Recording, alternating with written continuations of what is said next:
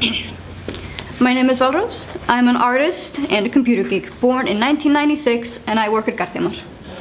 I was born prematurely and spent a lot of my time in the hospital as a child. My mental development wasn't in sync with other children or my older sister, so my parents started suspecting that something was not like it was supposed to be. When I was 6 years old, the suspicion of autism started to increase. I showed all classic symptoms. I was always alone, I was always in my own world, and I had no need or desire to talk to anybody, specifically other children. And so we set out to diagnose me, which concluded when I was 8 years old, and I was diagnosed with Asperger's syndrome. A good example of my early undiagnosed autism was in kindergarten when two girls invited me to come play with them, and they wanted to play house, and they wanted to be like a mommy and daughter.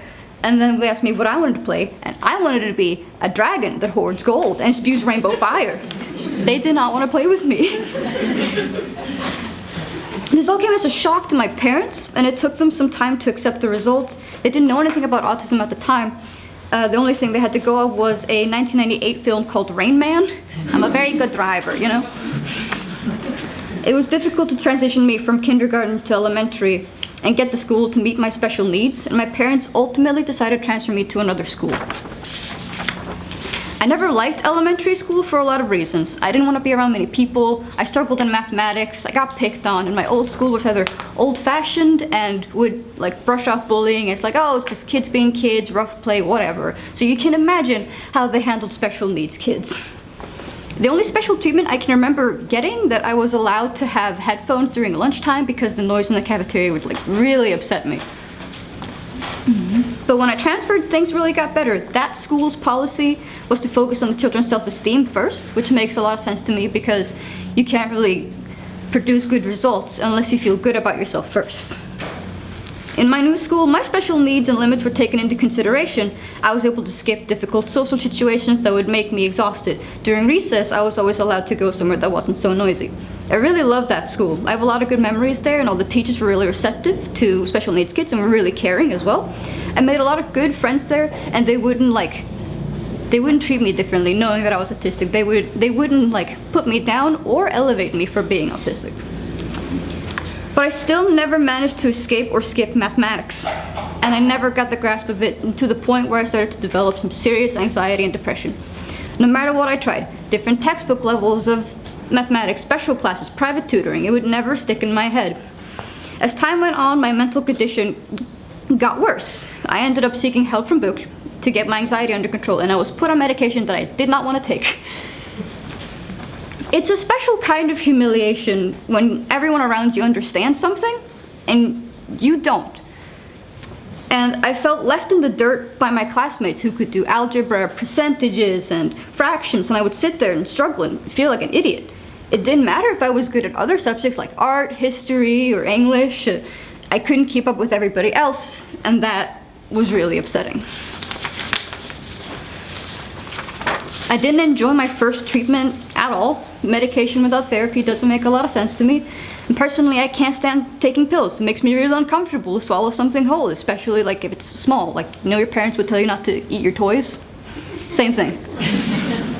It makes me feel like I'm doing something wrong, so I avoided taking my medication. And after a difficult high school experience, I decided I would attend FO, and now there were higher demands and expectations of me, and I had no special help available to me. Math was still my kryptonite, and nothing worked to get me to grasp it. My anxiety got worse, my depression increased, and thoughts of self-harm would start to spring up from the mess. My mental illness became so serious that when I got sent back to book, I was in a way worse condition than I was there the first time. Whenever I walk into the math class, I would always try to mentally prepare myself, tell myself it's not so bad, I just need to focus. And then I would look at the worksheet, and at that point, my depression and anxiety would just be dancing around on my hippocampus like they own the place. After 5 months of therapy, I started to get better. I found mental balance in art therapy. It was very clear that school was making me sick. Art made me happy. It made me strong. It was decided that I would not go back to school and instead receive training from Janus and their work program. Art has always been one of my biggest strengths. It's a hobby, it's a skill, it's a very good tool for coping and venting on my feelings, good or bad. It was amazing to have an art therapist who could understand the visual representation of my suffering and talk to me about it. Not long after I joined Yanis's work program, I was diagnosed with dyscalculia, which is a form of dyslexia for mathematics. That immediately explained so much and helped me accept that it's just something I can't do and should instead focus on something that I'm good at. I was 19 years old when I joined Yanis, and I'm so thankful for their service. Everyone who was in the program with me was much older than me, which didn't bother me, but it did solidify the message that no matter how old you are, mental illness can affect anybody, and it's up to you to learn to manage yourself, know your limits, and know your strengths. I got a job at Garðheimar, where I'm surrounded by pots and plants, and I feel good there. I'm in a stable mental state, and I like my job and coworkers. I still live at home, but I put a percentage of my income to savings so that I can one day have a home and take care of myself. I'm optimistic and confident that I'll be independent and self-sufficient. If I can continue working in an environment that is considerate of my situation, I'll be okay. I spend my free time doing art, writing campaigns for Dungeons & Dragons for my friends, and I also play video games when I can, either alone or with my friends. After all the struggle that I went through with school, my dad worked to suggest a change in the school system for children with autism.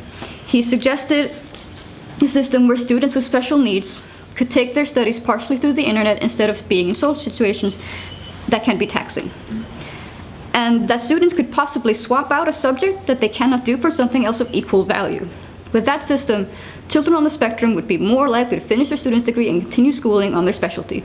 With a reasonable academic demand, there would be less likelihood of them developing depression and anxiety.